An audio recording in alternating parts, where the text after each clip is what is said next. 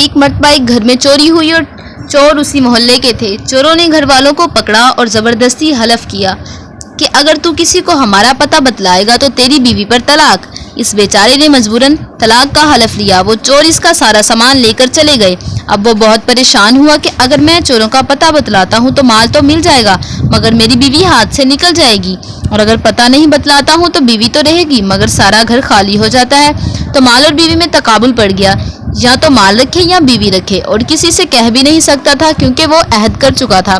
پھر امام صاحب رحمۃ اللہ علیہ کی مجلس میں حضرت حاضر ہوا اور وہ بہت غمگین، اداس اور پریشان تھا۔ امام صاحب رحمۃ اللہ علیہ نے فرمایا کہ آج تم بہت اداس ہو، کیا بات ہے؟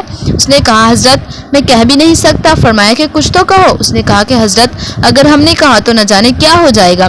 پھر فرمایا کہ اجمال کہو۔ تو اس نے کہا کہ حضرت چوری ہو گئی ہے، میں نے عہد کر لیا ہے کہ اگر میں ان چوروں کا پتہ کسی کو بتایا تو بیوی پر طلاق۔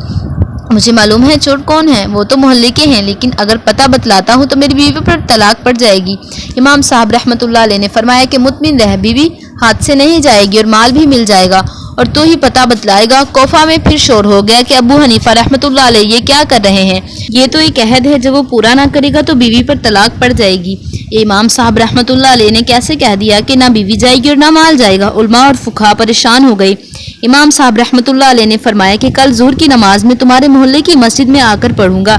چنانچہ امام صاحب رحمۃ اللہ علیہ تشریف لے گئے، وہاں نماز پڑھی اور اس کے بعد اعلان کر دیا کہ مسجد کے دروازے بند کر دیے جائیں، کوئی باہر نہ جائے۔ اس میں چور بھی تھے۔ اس مسجد کا ایک دروازہ کھول دیا، ایک طرف خود بیٹھ گئے اور ایک طرف اس کو بٹھا دیا، اور فرمایا کہ ایک ایک آدمی نکلے گا، جو چور نہ ہو اس کے متعلق کہتے جانا یہ چور نہیں ہے، اور جب چور نکلنے لگا تو چپ ہو کر بیٹھ جانا۔ چنانچہ جو چور نہیں ہوتے تھے ان کے متعلق کہتا جاتا تھا کہ یہ بھی چور نہیں ہے، یہ بھی چور نہیں، اور جب چور نکلنے لگا تو خاموش ہو کر بیٹھ جاتا۔ اس طرح اس نے گو بتلایا نہیں مگر بنا بتلائے سارے چور متین ہو گئے کہ یہ سب چور ہیں۔ چنانچہ چور بھی پکڑے گئے، مال بھی مل گیا اور بیوی بھی ہاتھ سے نہیں گئی۔ یہ تدبیر کی بات تھی۔